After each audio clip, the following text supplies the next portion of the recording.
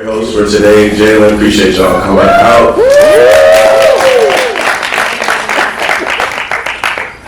But we are going to have 3 sections today. We're going to start off with Women's Corner. After that, we're going to go into confessionals, and we're going to end with our homecoming talk. So I will pass it to Destiny, the president of Sister Sis, and let's get this thing started. Come on. Hey y'all. So first and foremost, we're gonna start this Women's Corner by just introducing the lovely ladies here on this panel today. Okay. So first, I'm gonna start myself. I am Destiny Nduku. I am class of 25, medical anthropology major. Hey y'all, I'm Brooke Lucas, journalism major, and I'm class of 25. Hi guys, my name is Molly. I'm a psychology major with a minor in neuroscience, and I'm a senior this year. Hello, my name is Cam. I am a communications major, media and journalism minor, and education minor, and I'm a senior. Oh, that's a mic. All right, sorry about that. So the topics that we are going to be talking about today, just to give you a little overview, is we're going to be talking about dating life as a woman. We're also going to be talking about hair stereotypes, you know. Also thriving as a black girl in PWI, and double standards as well. So we're going to start off with dating. I'm going to ask you guys a question, and I'm going to need you guys to answer it in the code everywhere. And we're going to look at your answers and talk about them, and we're going to give our little 2 cents on what y'all got to say. So, love your phones. The question that we're going to start our discussion with is, what is not acceptable for a first date? Where y'all not going? Like, if y'all pull up, y'all leaving. Y'all getting out the car and y'all order y'all Uber home.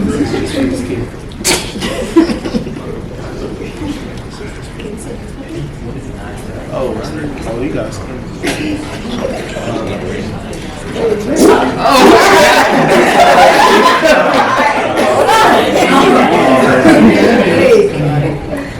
we talking about I'm gonna read that question. What is the unacceptable place for a first date? So where are you not going if you text it? McDonald's for sure. It's zone 6. No, why are you taking me to zone 6? I'm zone 6. Is it zone 6 Atlanta? Okay.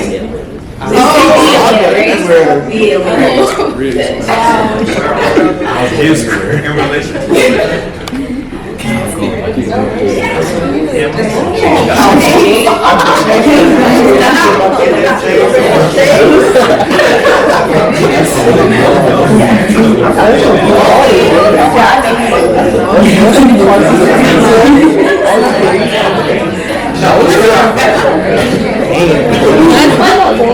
Alright, so we're gonna ask our panelists, what were some that you saw on the board that you agree with and you want to put a little 2 cents in on? I agree with the saying of his crib. Absolutely not. That's like unacceptable. No, McDonald's, I don't know who put McDonald's. I can see that at the same time. Nah, because I'm a like chicken nugget fanatic, so I'm gonna have to pass on that one. But definitely not the crib. That's another one. I know that. And we're talking about the dining hall. Who's taking people to dining halls? Are you swiping her in? Is she swiping you in? Like, how is this working? And why are you going to the dining hall? Like, we're just a fast food dining hall. That's awesome. Interesting.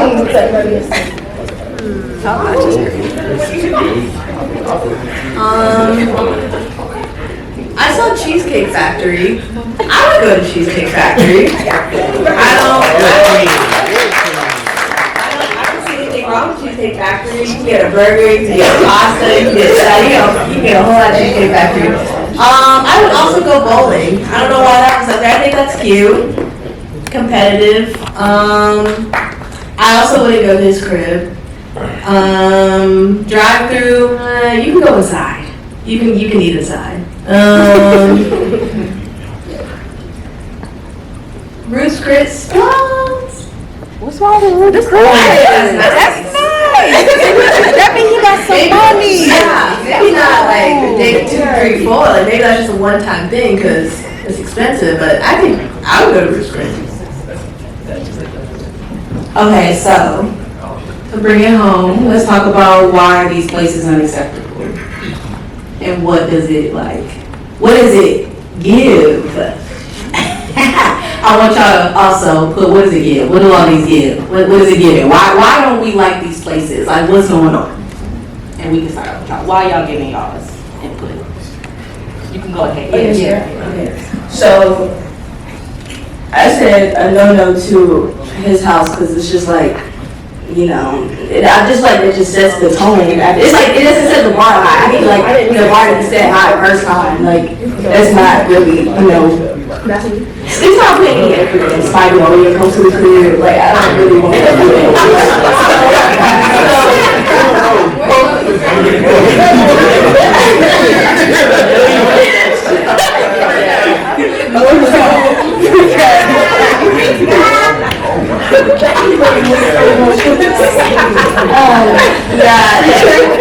I think if a guy is inviting you over to his place for a first date, it's not a date. I don't even think I can even consider that a hangout because when you ask someone out, it's your intention not to be intentional about seeing them and showing them basically who you are. And why would you want a woman to perceive you as lazy? And as women, we shouldn't be going out with men who are okay with us coming over to their place for a first date. It's not a date. Who don't like bowling? Why don't y'all like bowling? Who said that? I don't like bowling. Why you don't like bowling? You don't like bowling, bro. You not like bowling? I be bored. It's like one game, I'm like, okay, bro. So it's giving you don't know how to bowl. I don't understand where that came from.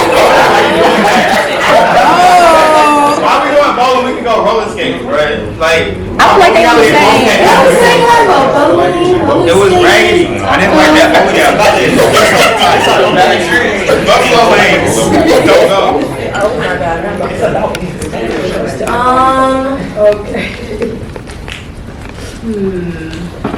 Yeah, I mean, y'all pretty much said what I was thinking up there. I feel like the first date kind of like sets the mood for like the relationship or like what you're doing, and you put as much effort into that first date as you want to put into the relationship, situationship, whatever. So you can really like, as a woman, I think you can get the vibes from where you're going based on that first date. So if you wanted to go somewhere, I would not take her to Lenore or McDonald's or any other places that y'all said. So yeah.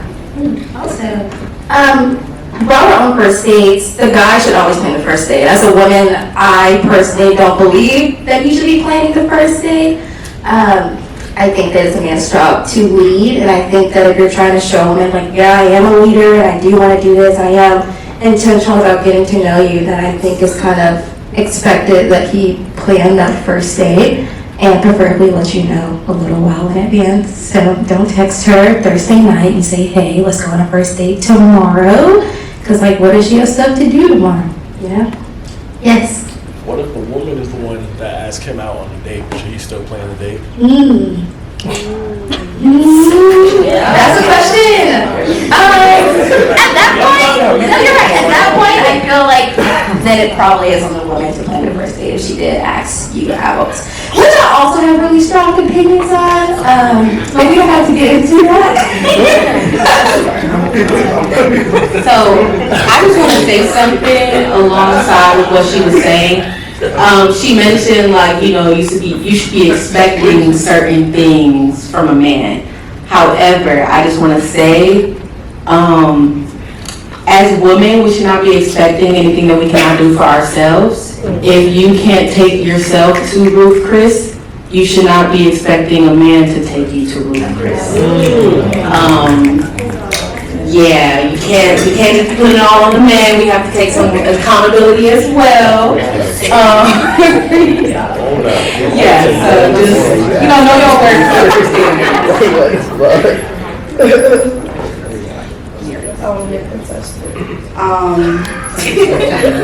Oh yeah, like on the first date, like small gestures are also important as well. So, ain't gonna lie, the dude I'm going out with, he got to open up all my doors for me. I don't want to touch no doors. I feel like that sets the tone as well. And then,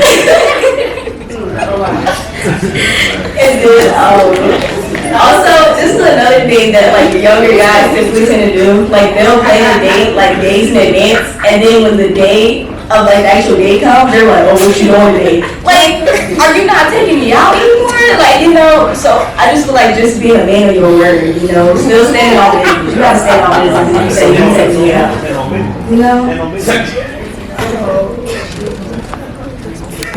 I was gonna talk about my first date. So I've been with my boyfriend for like 3 years, and our first date was Chick-fil-A. So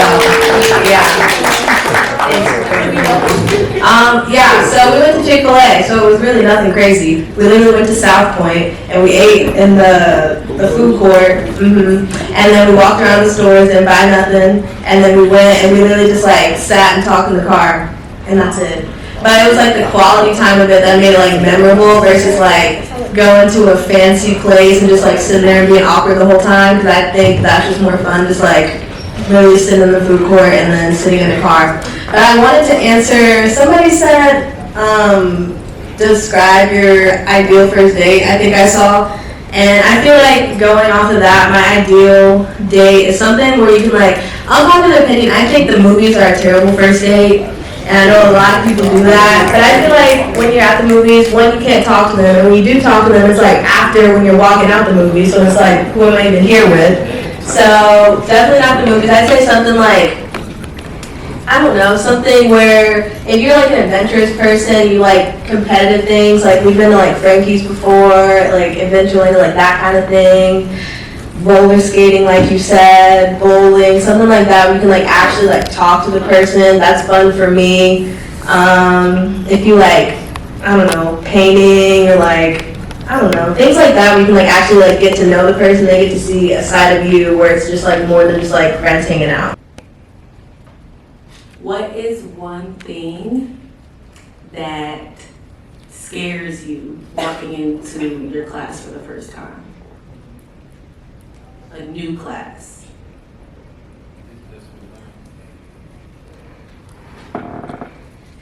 Our men in the audience, if you guys would like to answer what you think may scare Black women, or leave y'all out of this one. Y'all, yeah.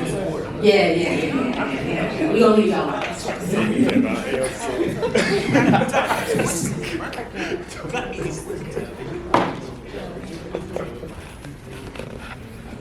Don't be shy. I guess we can start it off. I'll start it off. I'll say one thing that scares me coming into a new class is the preconceived notions that my teacher may have about me because I'm a Black girl with my hair out and just being unapologetically me. I feel like you don't really know when you're going to approach or experience a teacher that has, prejudiced thoughts on, certain people, whether it's their content or like small remarks or even just, I don't want to say like not seeing or ignoring, but just like, never looking in your direction when he or she is asking a question, looking for your hand, things like that. But yeah.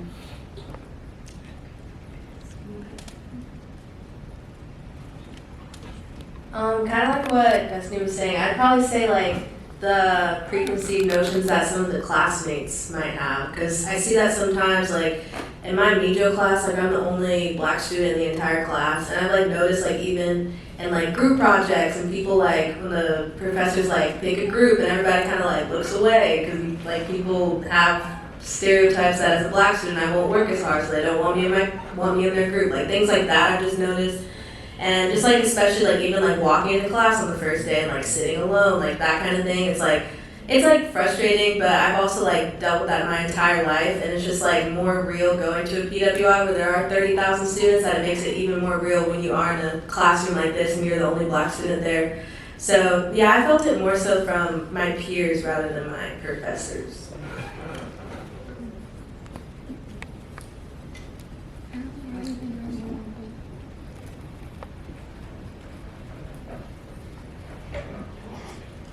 So, we're gonna open it up to y'all. If y'all have any questions for us about how to thrive at UNC as a black girl, or anything that's on your mind that's concerning like school and, you know, being a black girl. I will say one piece of advice would be, you know, get involved with Sis.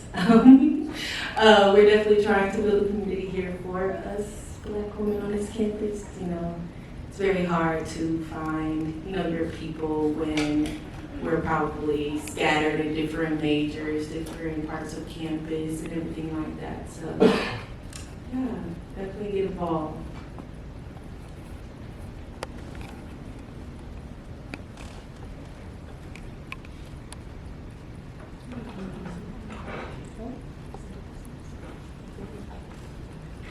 I saw something that said something like them judging you about like what you wear. I just want to say that like when you first walk in, yeah, it is nerve-wracking because coming from somebody who like switching their style like every other day, that's true because like people can look at you based on how you dress. But I just want to say like don't worry about that because if you know what you gonna bring to the table, that's all that matters. Like they don't like their opinion doesn't matter at the end of the day. So.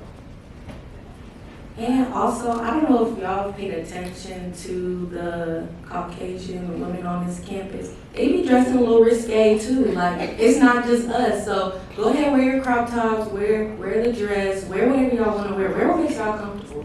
Okay? Because people on this campus are doing that as well. And that doesn't mean that you shouldn't either. I also wanted to talk about the doubting my intelligence / capabilities. I feel like no matter what color, no matter what gender, people are gonna doubt you regardless. I feel like people are gonna hate, you know, that saying, it's true, people are gonna doubt, people are gonna hate. Just make sure that you show them why they shouldn't, or show them, you know, that you shouldn't make preconceived thoughts or, you know, about people, because you never know what someone's gonna bring to the table. And then going off of what Destiny just spoke on, that's why I think community is so important. It's important to surround yourself with people who are rooting for you. Especially because like I feel like me personally, I've been going to predominantly white schools, institutions my whole life. And so with that, and also just being a young black girl, there's already is a sort of preconceived notion of, oh, you're not smart enough, or you're not as good as they are, like you're not gonna work as hard. And then I think that when everyone else is already thinking that about you, you sort of end up having this sort of self-fulfilling prophecy that, you know, leads up to that. So, yeah, the community is important. As Destiny said, join Sis. We'd love to have you guys. And we really founded that club with the intentions of having a safe space and having a community for you all to join. So. And to close up this topic, I just want to say that if Sis is not your home, that's totally fine. There are a bunch of other black women clubs here on campus that's trying to do something similar to what we're trying to do. Just to plug them out, if you're, you know, searching, Queen and You, Sister Talk, the celebration of Black womanhood under BSM. There's a lot of resources on this campus for us, y'all. Let's use them. Let's move on to the next topic. I think we should talk about doubles. Let's throw some double standards in the poll everywhere that really push your buttons. You just don't understand why they exist. While y'all doing that, I'm gonna just say one. Hopefully I don't take it from y'all, but and this might be a big one, so I probably will. But body count. I just don't understand how this is a double standard, being that it takes two to tango. If you as a man have a high body count, you had to be, interacting with women to have that high body count. So why can't a woman also have that high body count? I just don't know. I mean, if you're, yeah.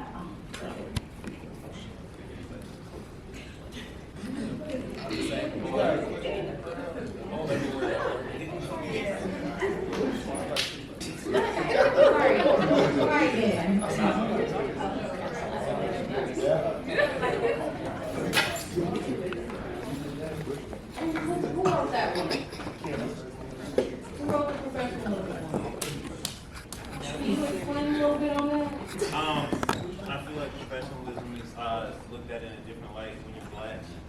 Like, you have to be extra professional, and professionalism is not the same as white professionalism. Like, I'm in a class right now where a dude is half-assing it, and he's a white dude who's half-assing it. But if I know if I was in his position and I did the same thing he was doing, I wouldn't be in that same spot he was in. I definitely felt that. You definitely took a different approach. I wasn't expecting that, but that is definitely true.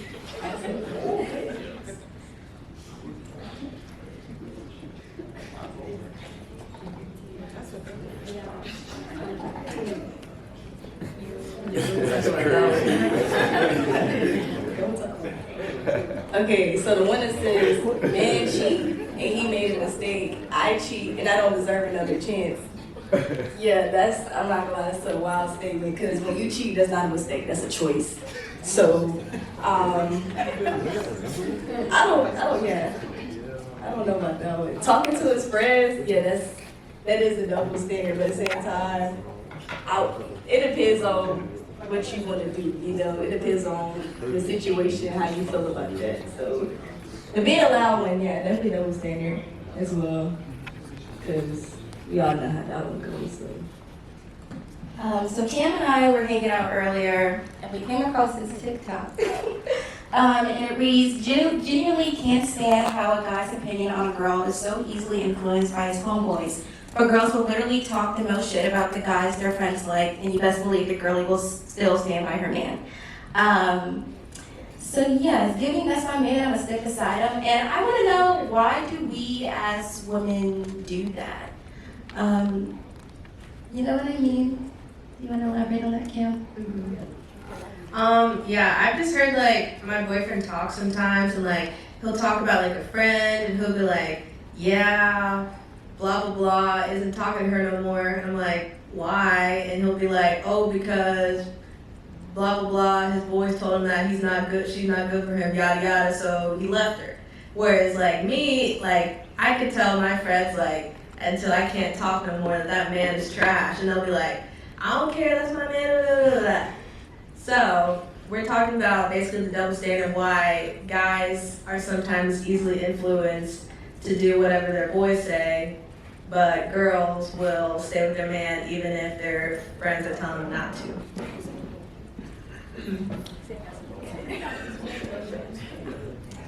Okay, I can't speak on the men's part, but I know as a girl, coming from the area that I'm from, main reason we kind of stick around even when our friends be talking, and we be trying to we try to be it's this stigma sometimes, and as a black woman, you try to be the ride or die chick, and it's you really don't need to be. Once they mess up, you gotta go, cause they don't keep on the same thing. So that's part of, I know from where I'm from, that's the thing, the ride or die type, but we kind of gotta get out of that mindset. We just need to move on and do what's best for us, cause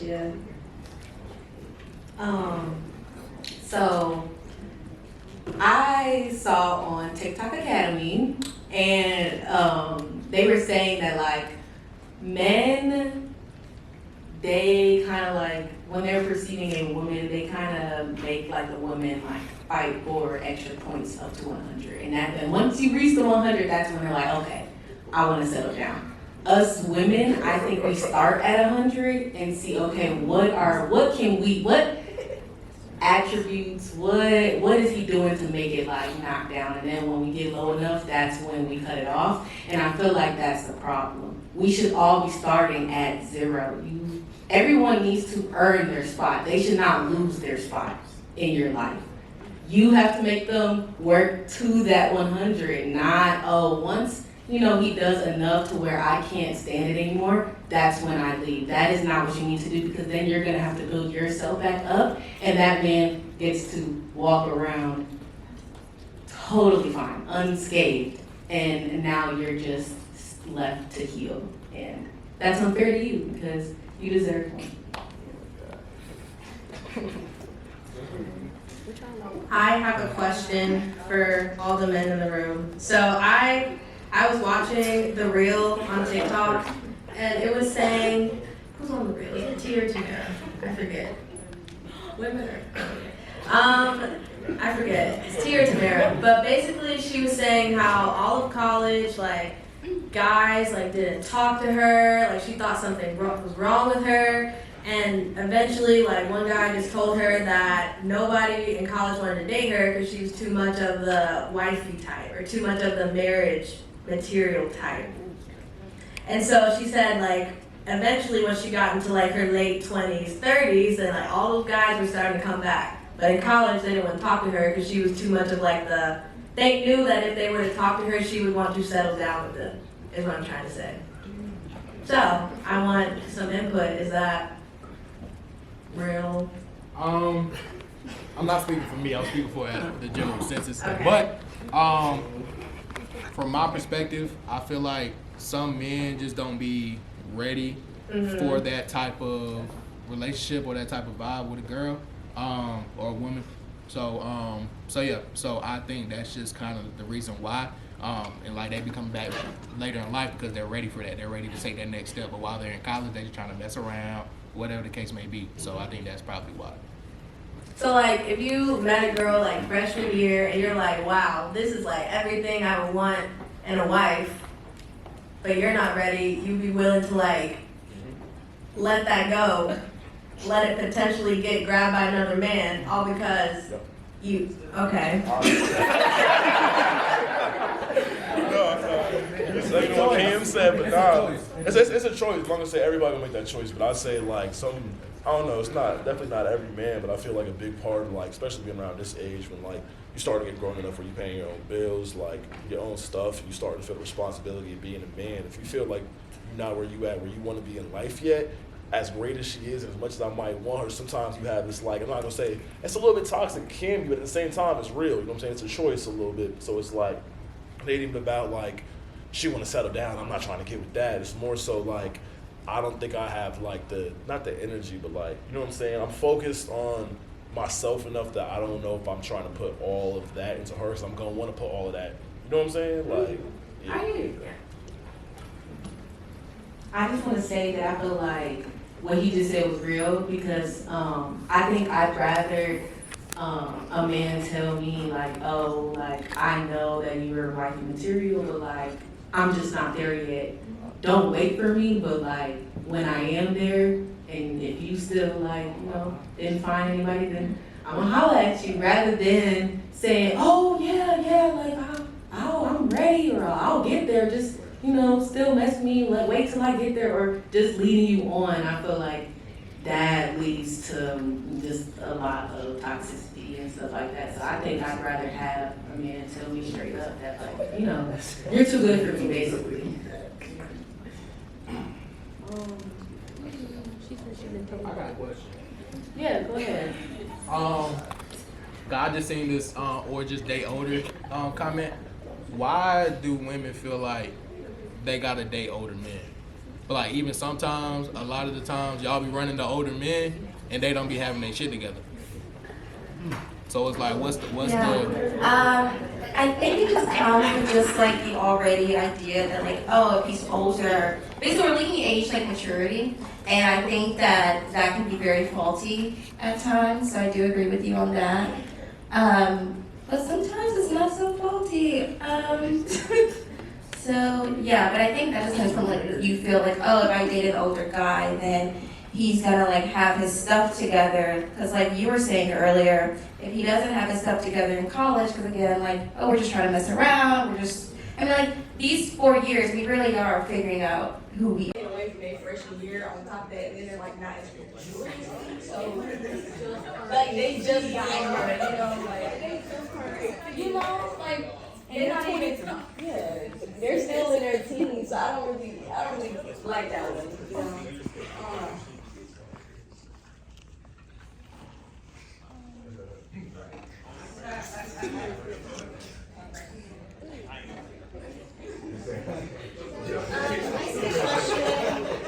And it says, how would you navigate someone older trying to pursue you?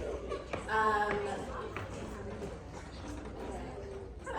would say, how do you navigate an older man trying to pursue you? I think it's important to try to understand why he's pursuing you. I think the oldest guy who's pursued me was maybe like 27.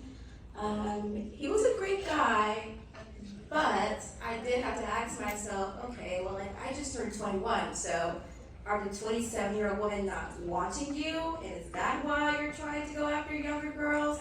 And at that point, that's when it becomes a point of concern, you know what I mean? So I think it's important to ask questions and sort of just try to lead him out. So, what was your last relationship like? How old was she? Why did y'all break up? Do y'all still talk? Are you on and off? Like, I feel like those are questions that we definitely do need to be asking. But I think it's important that when dating older men, you're cautious because a lot of them will try to groom younger women, and you don't want to fall victim to that. And then also, another thing in dating older men is that if he's 26, then he's gonna want to do things that a 26-year-old wants to do. So if you're, 18, 19, 20, 21, 22, if you don't want to do those 26-year-old things, then maybe you probably should be talking to him. You know what I mean? Because he's gonna expect you to sort of be where he is and grow up to that point. And so you have to ask yourself if you're willing to, in a way, lose, that time or those years rather that you're getting with him.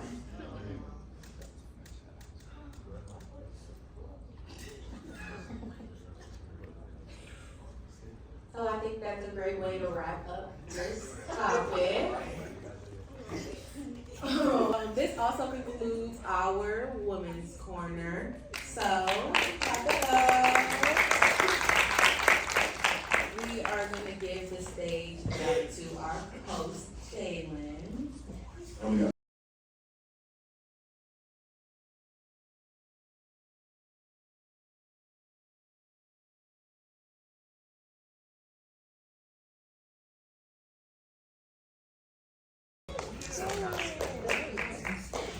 Alright, did y'all enjoy that? Yeah. Some of y'all got some questionable things y'all were saying up there. But we're gonna get into more questionable things right now. What do you mean by that?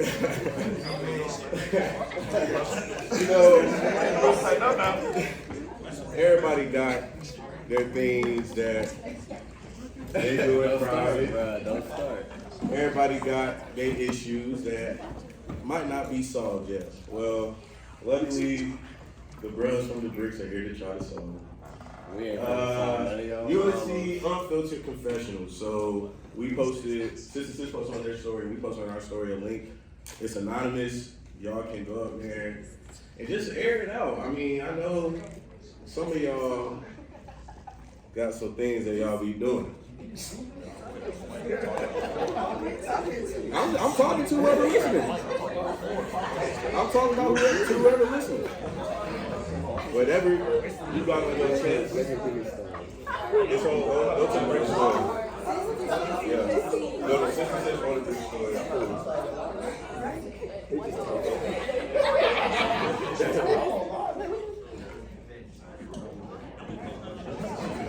Yeah, we using this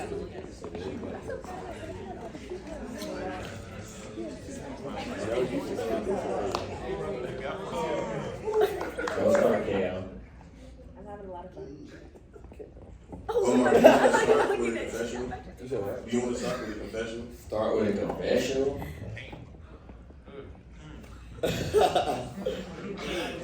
This is a safe space. It's not gonna leave this room. As we're recording, as we're live. Yeah. What kind of confessional? Give me a topic. Give me a range. We can start chill right now. Let's focus on like UNC stuff. UNC stuff. Bro, you got one. Like, you sit over here like, Go ahead. I'm just laughing. Give me time to think. I don't have one yet. I feel like if somebody start, it might be Yeah, that's what I'm saying. You know, like somebody. You start host. I start. Yeah. Well, I don't really have too many confessionals. Y'all have Somebody say I say my bell.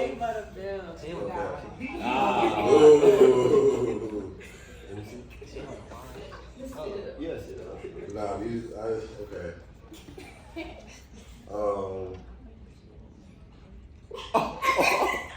Yeah, read that one. Read that one. I'll read it.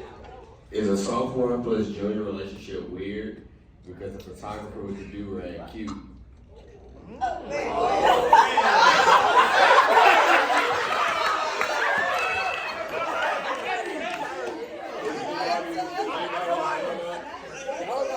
We can talk about it. Hey, dude. Turn.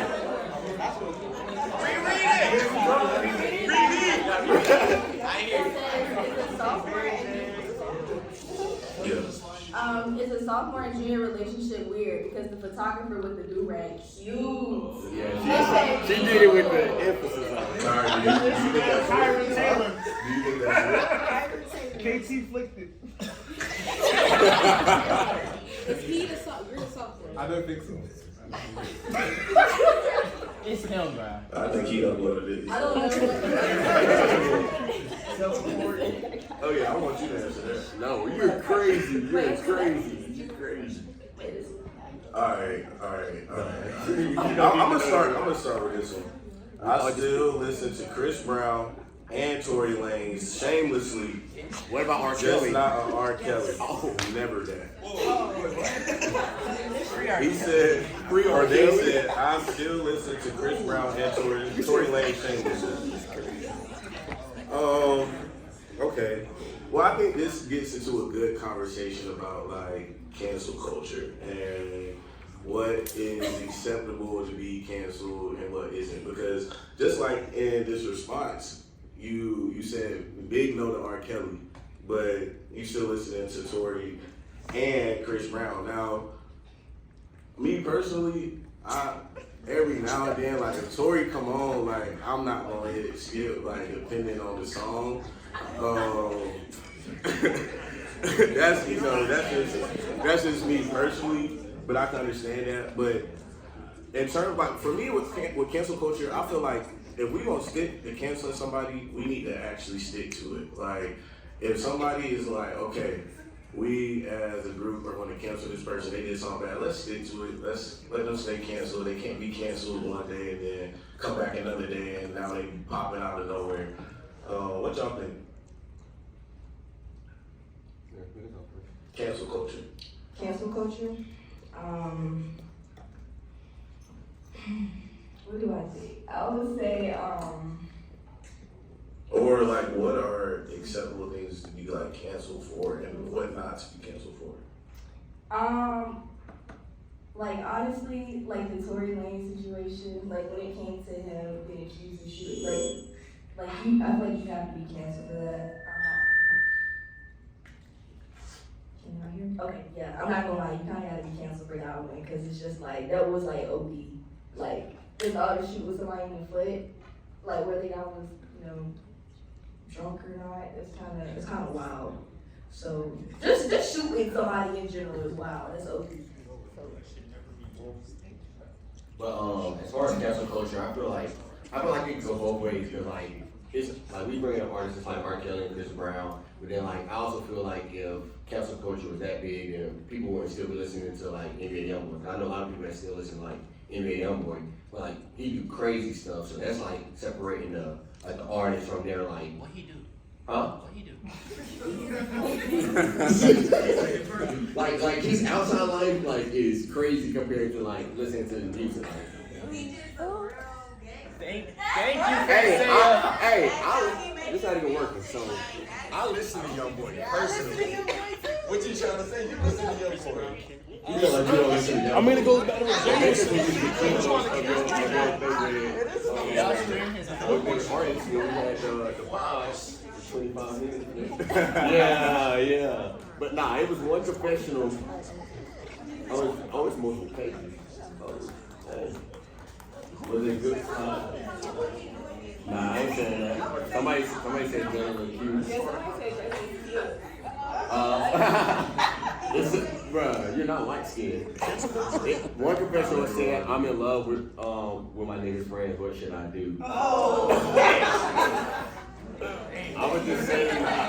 would say you shouldn't really be messing with anybody's friend. And like also follow your heart at the end of the day. Argue with the numbers over here. What you think? What professional you got? That's what I mean. She's cool.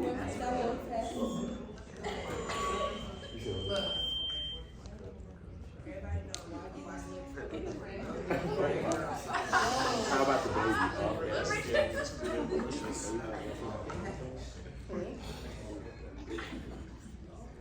Oh, this one right here. This your time. I feel like black UNC don't like black folk.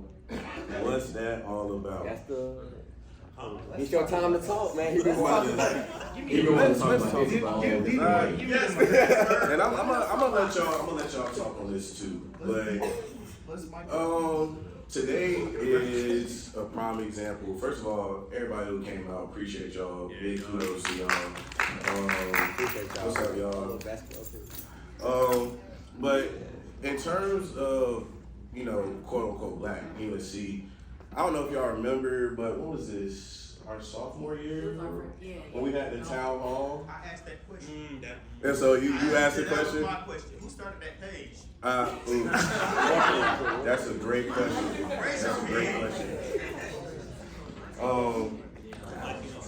How y'all doing? Appreciate you coming out. So yeah, in terms of black UNC, I think the biggest issue is that we don't show up and show out enough for each other. Like, people can complain all day, it's not enough moves, the party's been lame, it's not enough events going on, people inside, but everybody is staying inside, not going to the parties, not socializing, not doing the moves. Like, it's a disconnect, you feel me?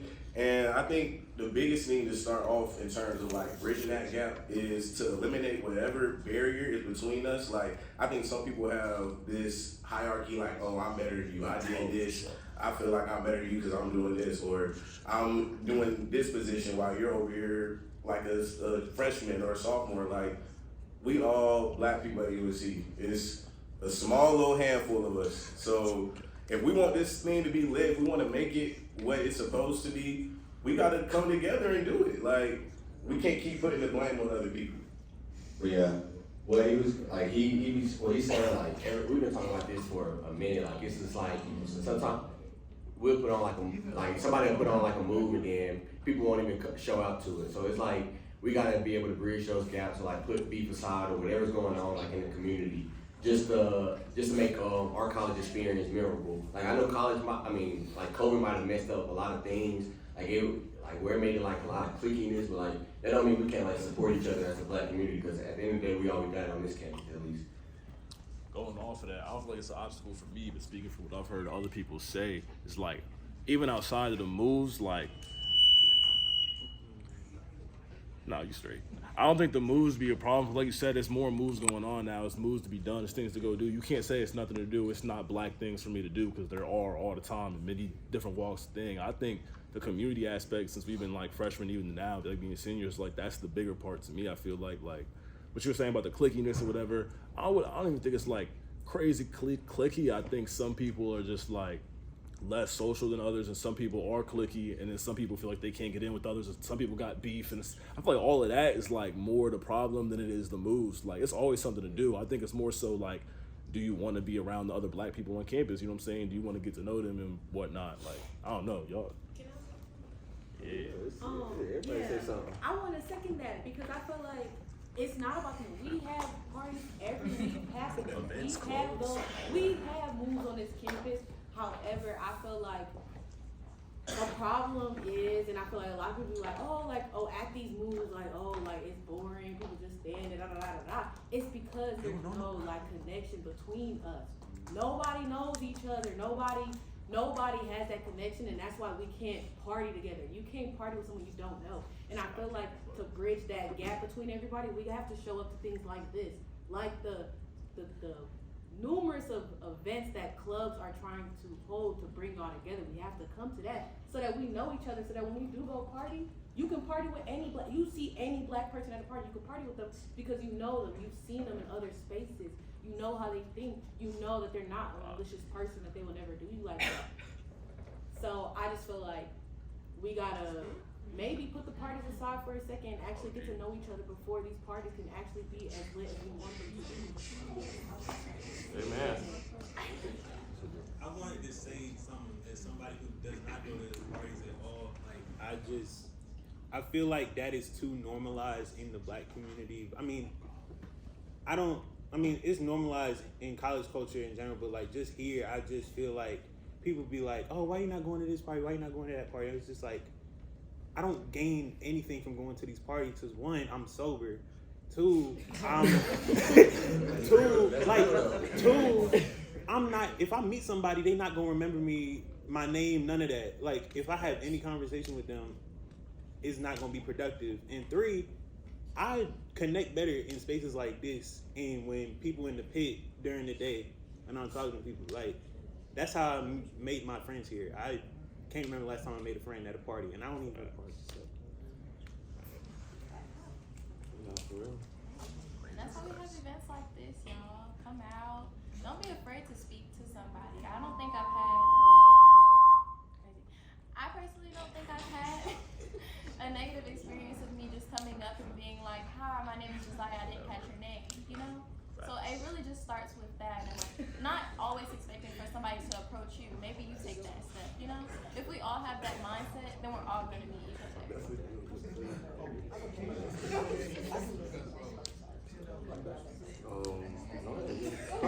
Okay.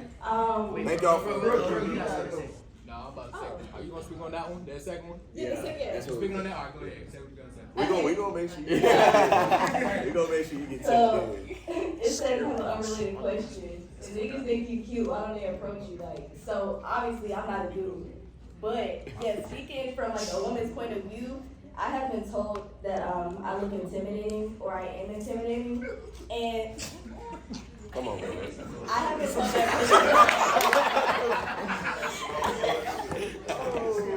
Yeah, I'm not lying. I promise I'm not lying. No, I have been told I'm intimidating and that they don't approach me. So that's kind of my main reason. That's the only reason I've been told that I don't get approached. Like, they'll see me, look at me, keep walking, and be like, "Hey, I saw you today." And it's just like, okay, like you could have said something. They're like, "No, I'm a little scared." Don't be scared. Don't be scared. Don't be I scared. gotta say something on that about the like looking intimidating. I feel like we was just talking about this too. Like, just because I have a straight face, I'm not smiling, doesn't mean I'm intimidating. Talk to me and then my face will light up. Like, you know, like, yeah, I feel like you should only think someone's intimidating once, like, you talk to them and they, like, you know, give off that, like, attitude that, like, they don't want to talk to you. Like, why are you talking to me? Type of, you know? Cam really had something to say. I wanted to talk about this earlier with the double standard conversation because I'm the one that brought up the thing about rejection. Like, to me, from what I'm seeing, especially here at UNC, women are scared of rejection, and y'all don't be wanting to approach. But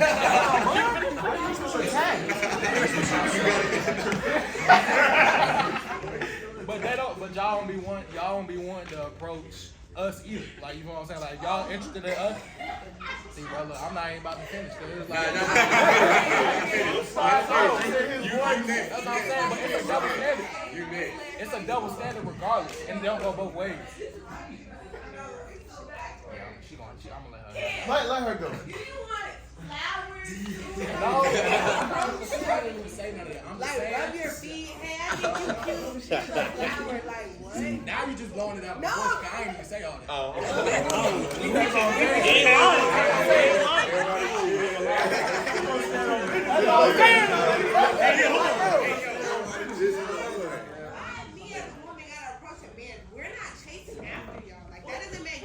Who said that though? I didn't say that. I didn't say that. You said women are afraid of approaching. You said women are afraid to approach. You sound emotional. Well, is this the town hall? You took that.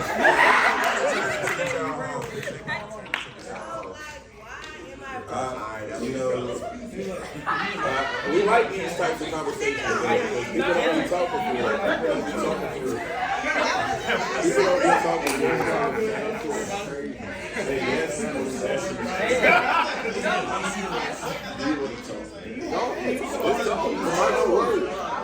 Alright, hold on, y'all. Hold on. We gonna get back centered. We gonna say something real quick, and then we gonna get back. Like him said, yeah, y'all can come approach us too. If y'all, cause y'all keep staring and shit and won't say nothing. No. You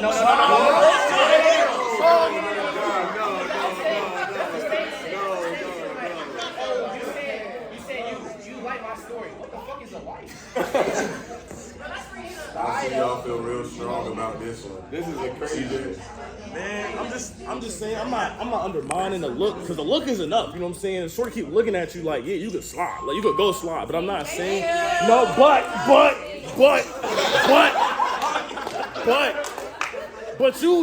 you side-eyeing somebody and looking away after 1.75 seconds, hoping they come talk to you, is not you sliding. Like, that's not an approach, you know what I'm saying? That's enough for some people, you know what I'm saying? I'm gonna go slide, but that don't mean that, like, you know what I'm saying? But, like, if you think somebody else is cute, you should be like, yo, why don't he come say something to me? Why don't you go say something to him? Because you don't want interested in him, and then he might be interested in you after you say something. You know what I'm saying? If somebody got something else to say, we'll do one more.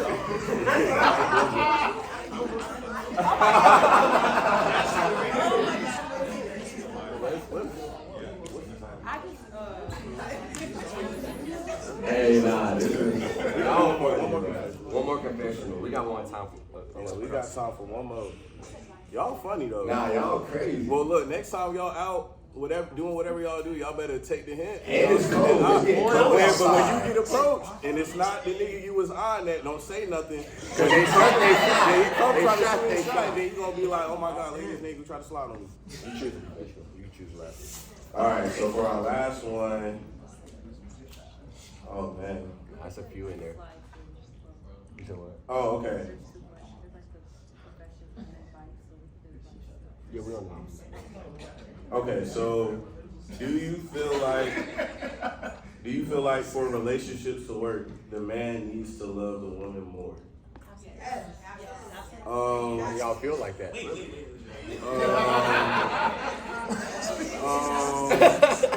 Okay, so I'm gonna start this off. I feel like I understand what the concept is with that, because at the end of the day, I feel like for a good relationship to work, like that chase has to always be there. Like for a guy, when you're about to pursue the girl you want, half of the time a girl don't need a man in their life like that. Like they doing fine, you need to show them what you're bringing to the table. You feel me? So once you do that, a lot of times folks can get comfortable and get complacent in that role once they achieve the goal. Nah, you gotta keep going. You gotta keep pressing. So I think I wouldn't say you have to love the person more, because I feel like the love should be distributed equally. Like y'all should be pouring into each other to help each other grow and become better people. But as the man, you just gotta know like it's not over. Like it's never gonna be over. I'm sorry, y'all. Like there's no way you can win this. And it's better to be accepted now. Jalen said something about like pretty much about the chase or whatever. I feel like yeah, you should never stop chasing your partner. That's like on both ends, as a man and a woman. Because honestly, I ain't gonna lie, once you start chasing me, I feel like you don't like me no more. Like, baby, you gotta get left. Like, cause I need that chase consistently. You know what I'm What is saying? can you define the chase? Huh? Can you define the chase? You know what I'm saying? Like what separates the chase versus like I'm loving on you, doing good things for you, making you laugh, you going on dates, I'm showing attention versus the chase like please keep going. You know what I'm saying?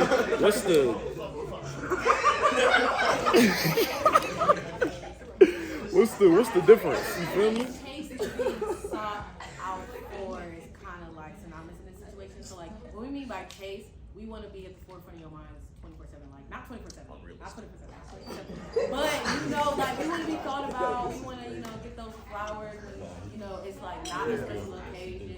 You know, we want you to like actually put in the effort to keep us, and I think that's what we mean by chasing. Keep keeping us because we on the run, and if you can't keep up, then like, you know. Yeah, I was about to say that. Okay, yeah, I was about to say that. Like every time, like if I'm with whoever I'm like dating and talking to, I want to be like, I want to be like, oh, I got butterflies, you know. I ain't trying to be like, bored, like just boring. Like you don't want to be bored in a relationship.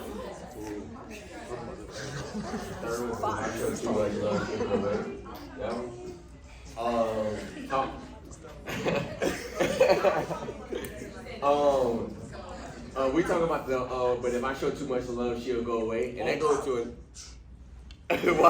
He feels struggling about it, but not for real though. Like y'all, like I feel like that's another thing where it be like double standards. Like y'all say that y'all want to be chased and sought after, but then y'all also like I've actually like people like girls have said we want to be sought after, but we don't want to be overly sought after. So like then at that point, where's the line drawn? Because like you want a man to seek you, but you don't want a man to seek you overly. So like where's that line drawn at? I don't feel like you found the right one because with the right one, it's not gonna feel that way. Oh yeah. I mean that's also true. That's also true, but like how do you know? But like then it be games played where a woman just be acting like hard to get. Like that's also a thing. So like how do you know when to get? So you said what? Oh, I mean that's true too. But then if you move on, that's getting into spinning the block culture. We ain't gonna get into that. But but yeah, just all right, y'all. That's all for the confessionals. Man, that was good. That was good so far. You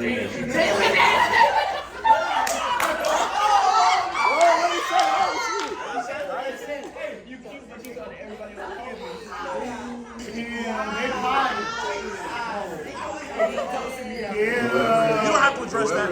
You don't have to address that. You don't have to address that. After this. I'm sick of hearing that. You don't have to address that. So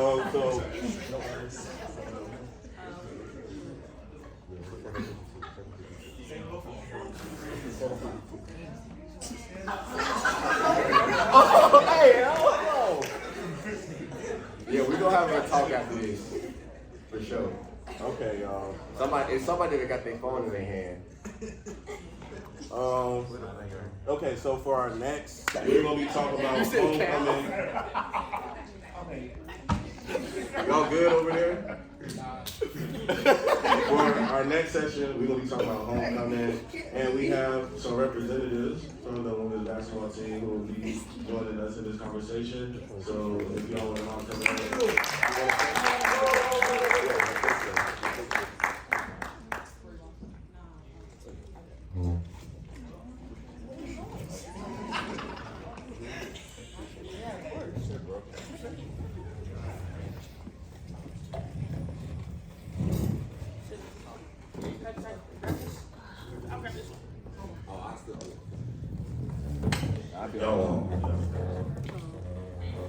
But yeah, appreciate y'all joining us today. So just to start off, I'm gonna get y'all to introduce yourselves to the people that I know y'all. And hey, what's up, y'all? I'm really messed up. I'm Allie Z. I'm a senior on the women's basketball team, and I'm from Arizona. Hey guys, my name is Alyssa Usby. I'm from Rochester, Minnesota, and I'm also a senior.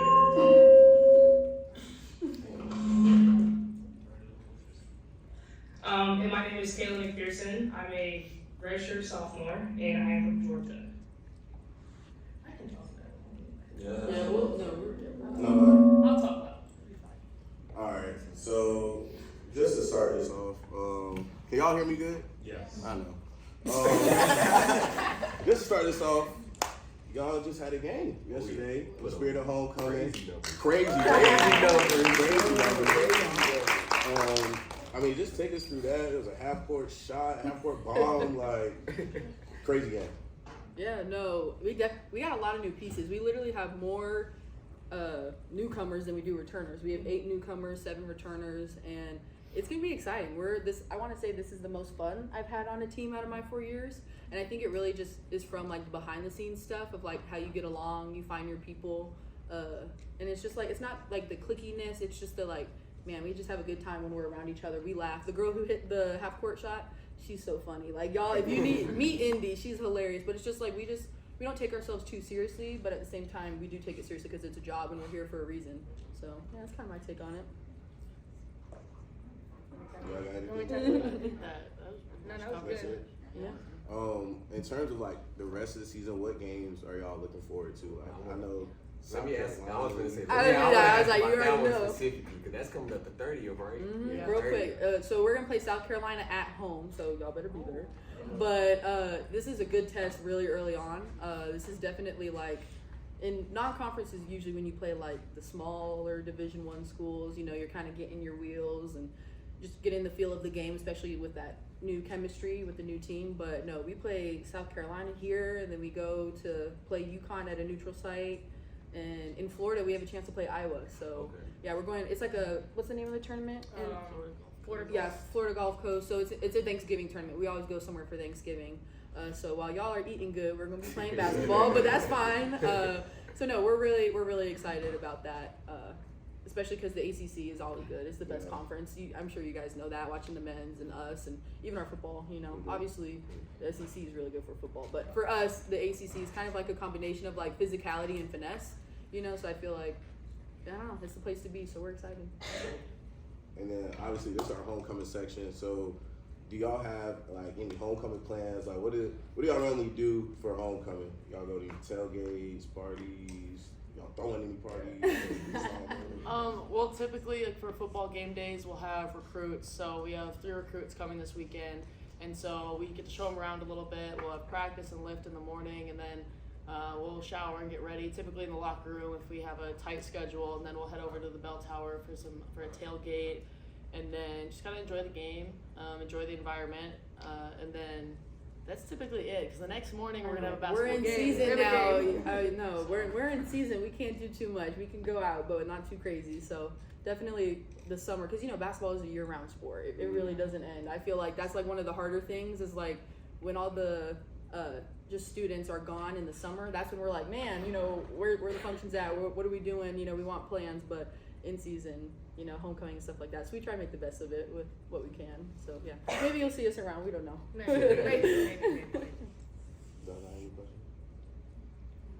Oh, no, that's what I'm saying. We over polling if anybody got questions. Yes. Oh, how y'all feel about the who y'all got for Duke UNC this weekend? I hope us, but like you never know. Some people be hating. No.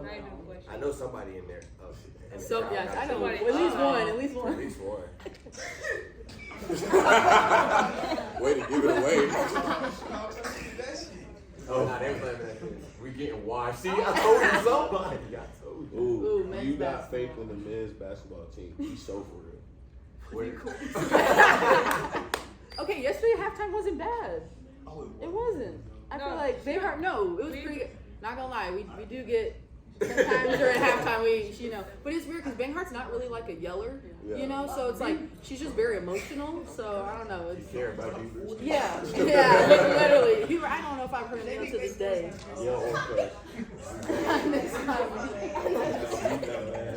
I don't know. What do you guys think of the boys team this year? We got hold on real quick. We got a question in the studio audience. I've seen a question when y'all play South Carolina. Who's guarding Malaysia? You guarding Malaysia? Yeah. Okay. Yeah, I like that.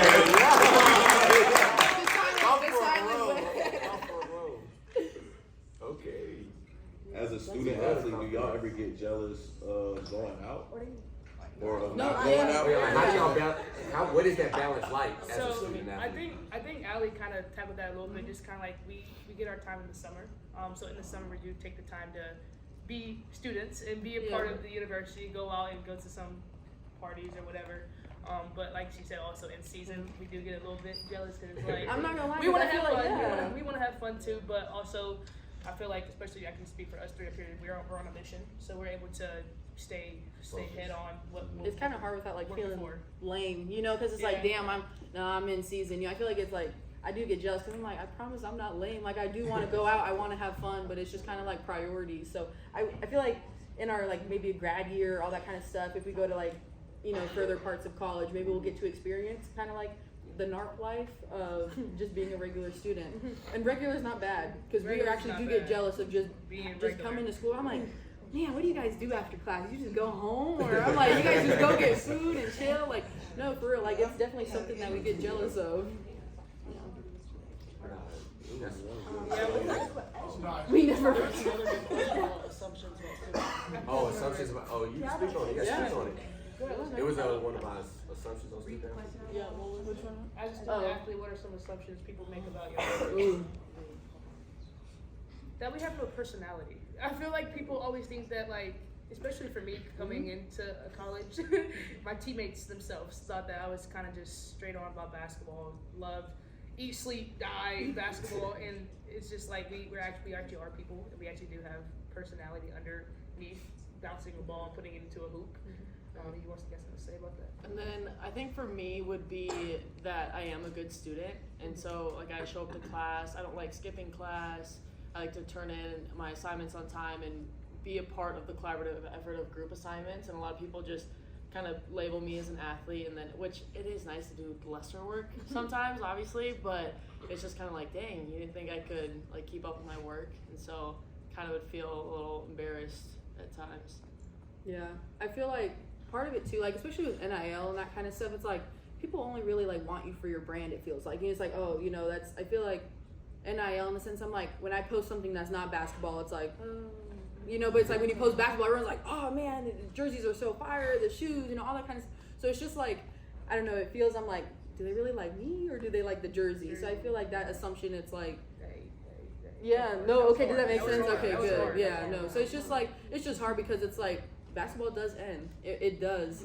And so I hope that like, I don't know, I can make a name for myself in other parts of my life, including basketball. And I feel like, I'm sure you guys can relate in a different way. It's like, man, I don't want to only represent, you know, going to school, getting my degree. Like, you know, there's other things you want to do in life, whether it's related to school or not. If it's, I don't know, like your passion or not. I feel like that's something that is very surface level that I wish wasn't. Yeah, right here. Oh, I just want to ask, so what is it like traveling so much as a student athlete? And then what's y'all favorite like away campus, away city? What's the favorite? I will say Florida is my favorite away because basketball is a winter sport. So we'd be going to some cold places. I mean, we'd be having our puffers on. You know, North Carolina's perfect because it's not too cold, it's not too warm, it's right in the middle. But some days it's either one. But Florida, when we go in the middle of winter, it's so nice to just like sit outside and get some fresh air. And literally, like, we'll do like pool workouts. Sometimes those outdoor pools be so cold, but Florida's so nice because it's just, it's Florida. So I feel like it's fun. I wish we were able to explore it a little bit more, like Miami. Like, I feel like that would be really cool. But again, we're there for a job, so That's we can't what I was really. gonna say. It's kind of, like it's fun to travel. We do travel to how many schools? I don't even know. How many 15? places? We're on like 30 flights a year, so it's like the traveling is fun. It's also fun to be on an airplane. I'm gonna brag a little bit. We charter our airplane, and so it's only our teammates on the plane. We're just vibing, having fun. So it is fun, but also it does like kind of get draining. Like, Do you like hotels, or are you more of like a I hate hotels and I hate airplanes. Really? I gotta do both. That's a first. I haven't heard nobody say that. I feel like that's a controversial Why you question. hate hotels? Yeah, why you hate hotels? How many people sleep in that hotel bed? Oh. The same with the dorm though. Like, See, I'm in an apartment, so I gotta go home. I got my fault. I don't got no. But then also, I wanted to ask this too. Y'all like looking forward to going to like, for the ones that's coming, well, might be coming back. I'm not gonna put y'all on the spot on that. But going to California and Texas stuff when Stanford and SMU come into the conference. I think that'd be I've talked a little bit about some people behind the scenes about it, just kind of like how that trip would look. It would be like a whole weekend type of trip. So I think it would be kind of cool to go like go to Cali we get a free day in Cali that one day. So it's like, I mean, not a lot of people go to California just to play basketball. So I think it'd be kind of cool. And again, just adding to our conference, I think is just good competition as well against Stanford. And I know they have a couple good people coming in the next couple of years. So I think it'd be really cool. I feel like it's gonna be hard on Stanford. So I'm from Arizona, so I make that flight all the time. And that it's like an 8-hour travel day for me without chartering, but it's still a 4.5-hour flight. So for Stanford, I don't know how Stanford and SMU are gonna be able to do that. That's a lot of traveling. They're gonna be exhausted. But for us, we'll only make that once, twice. So I think it's something to look forward to. Y'all eating good, huh? How can the community include y'all more, and do y'all want to be included? Honestly, yes. I appreciate y'all. I mean, I was gonna say, because when Alyssa brought this to us, of course we want to be included. Of course we want to come to stuff like this and any other thing you guys have going on campus. It just gets hard because you guys will have your stuff at 1 o'clock and then or 3 o'clock. We practice at 1 o'clock and we don't end till 7 o'clock. So it's just kind of our schedule. Our schedule kind of just conflicts with a lot of community stuff. But again, don't stop inviting us though.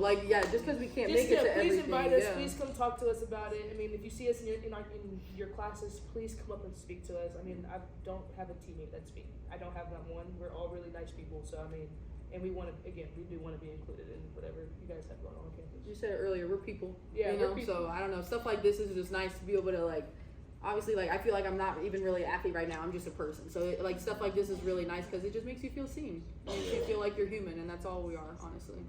I was saying,